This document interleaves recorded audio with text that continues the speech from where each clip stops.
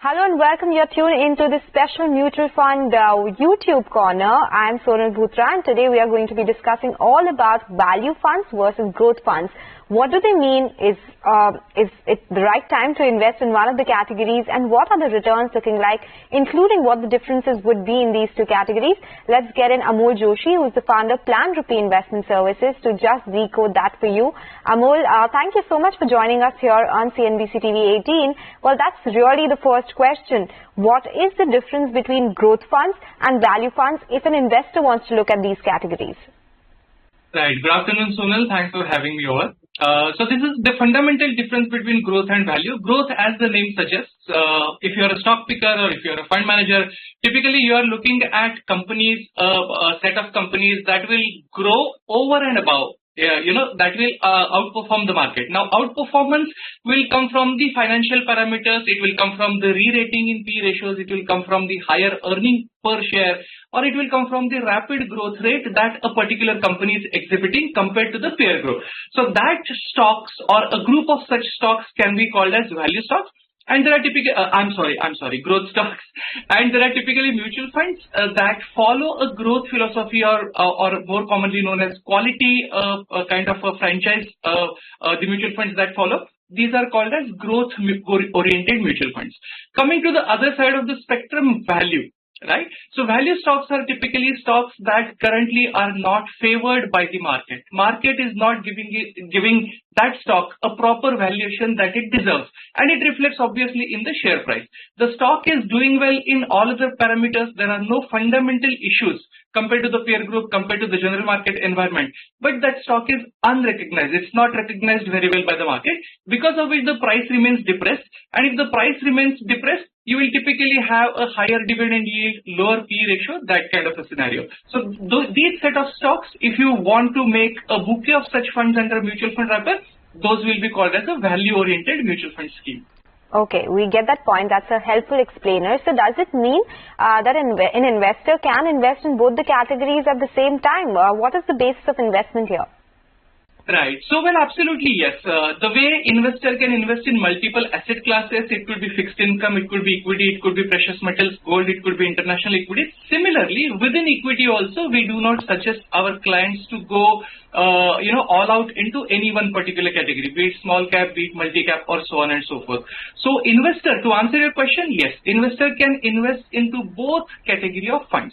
A fund that can have exposure to value-oriented stocks, or a fund that can have investment to growth-oriented. Now, the basis of investment over here, typically historically, it has been seen that both of these categories do not perform simultaneously. Typically, there are market phases when growth outperforms value, and then there are other times when value outperforms growth. Investor who doesn't want to miss out on opportunities presented in both the segments can invest in both of these type of schemes, but please remain cautious. Please let this point be with you that both of them are unlikely to perform at the same point in time. You will have underperformance periods for one category or another. If you are okay with that, then you can of course take exposure to both types of schemes. Okay, that absolutely makes sense, because there is a possibility when one performs well, the other wouldn't. But of course, asset allocation is helpful in such a case. So let's talk about the advantages or risks associated with both the categories. If one is to look at them, you spoke about their characteristics, when these funds or these categories would work for an investor. But what would the possible disadvantages or risks be here? So value and growth philosophy, actually it's like a sword, it's a double-edged sword, right? So we earlier mentioned that growth companies exhibit their growth via higher earning per share, higher multiple, outperformance compared to the market. Now, obviously this outperformance is not hidden, right? The way it is known to me, it is known to you, and it is known to all market participants. So typically, growth stocks tend to be expensive. If you measure it from the point of view of price to earning ratio or price to book value or any financial parameter, growth oriented stocks are on the expensive side of the market.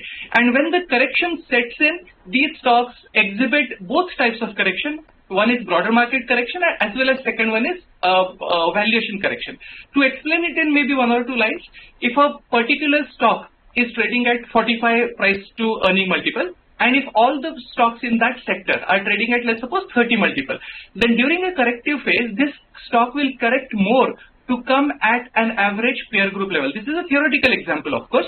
That is the downside that you will have in growth stocks or growth mutual funds. These typically tend to be overvalued, correction can set in, and the same pace of growth may or may not continue after you invest into them. That's about growth. Now value. It is also said that when a market does not recognize a stock for particular valuation that it ideally should trade at, there is a reason for it, right? And that reason could be any other factors that are fundamentally probably not right, or industry environment is probably would deteriorate, or it has headwinds from the regulatory side, or any such thing.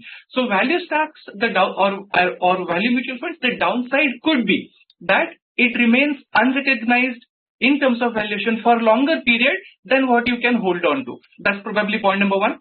Point number two is value stocks tend to, dividend yield is higher, but because of the very same reason, if the market does not recognize it, you will probably not want to hold on because it does not give you any capital gain opportunities. You would typically want your stocks or mutual funds to do well in terms of dividend yield as well as the growth into the stock price. So that's basically the downside. Valuation thesis may not play out or to the desired extent, or it may not play out at all. I think these are the limitations of both growth and value-based schemes, as we discussed.